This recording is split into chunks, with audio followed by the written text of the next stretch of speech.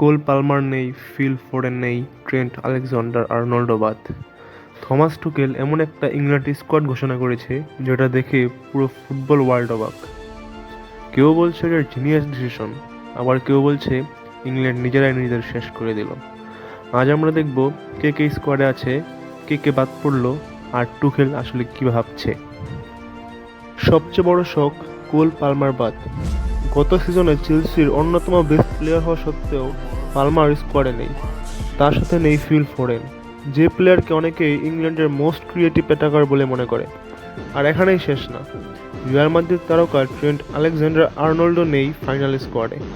এমনকি হ্যারি ম্যাগুয়েরও বাদ পড়েছে। মানে টুখেল ক্লিয়ারলি বিগ নেমস দেখে টিম বানায়নি, সে তার সিস্টেম অনুযায়ী স্কোয়াড বেছে নিয়েছে। অনেক ফ্যান্স এখন একটা প্রশ্ন করছে, টুখেল কেন এমন ডিসিশন নিল। আসলে টুখেল ট্যাকটিক্যাল ডিসিপ্লিন অনেক বেশি প্রেফার করে। সে এমন প্লেয়ার চায় যারা পুরো ম্যাচ জুড়ে তার সিস্টেম পারফেক্টলি ফলো করবে। এই কারণেই হয়তো কিছু সুপারস্টার প্লেয়ার বাদ পড়েছে। টুখেল সম্ভবত এমন একটা টিম বানাতে চাচ্ছে যেখানে সবাই সিস্টেম প্লেয়ার, শুধু ইন্ডিভিজুয়াল স্টার না। এখন কথা বলি সারপ্রাইজ ইনক্লুশন নিয়ে। সবচেয়ে বড় সারপ্রাইজ ইভান টনি। সৌদি লিগে অসাধারণ পারফরমেন্স করার পর আবার ইংল্যান্ড স্কোয়াডে ফিরেছেন তিনি। এছাড়া ডিজেট স্পেন্স, কোবি মাইনো এবং কানসার মতো তরুণদেরও সুযোগ দিয়েছে টুকেল। এটা ক্লিয়ারলি বোঝা যাচ্ছে সে ইয়ং, এনার্জেটিক আর অ্যাগ্রেসিভ ফুটবল খেলতে চায়। সোশ্যাল মিডিয়া এখন লিটারেলি এক্সপ্লোড করছে। অনেক ফ্যান্স বলছে পালমার ছাড়া ইংল্যান্ড অ্যাটাক ইনকমপ্লিট। আবার কেউ বলছে ফাইনালি একজন কোচ ব্রেভ ডিসিশন নিয়েছে। রেডিট, এক্স, ফেসবুক সব জায়গায় এখন একই আলোচনা।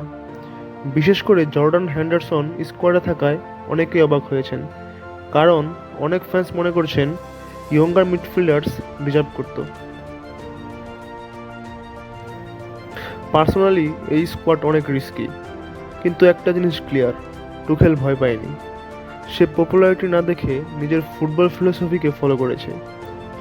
এখন সবচেয়ে বড় প্রশ্ন, এই বোল্ড ডিসিশন কি ইংল্যান্ডকে ফাইনালি ওয়ার্ল্ড কাপ এনে দেবে, নাকি এটা হবে আরেকটা ম্যাসিভ ডিসঅ্যাপয়েন্টমেন্ট? তোমার অপিনিয়ন কমেন্টে জানাও। পালমার আর ফোডেনকে বাদ দেওয়া কি ভুল ডিসিশন? ভিডিওটা ভালো লাগলে অবশ্যই লাইক দাও, ফুটবল কমেন্ট পেতে সাবস্ক্রাইব করো, আর কমেন্ট করে জানাও তোমার মতো ইংল্যান্ডের সবচেয়ে শকিং এক্সক্লুশনকে।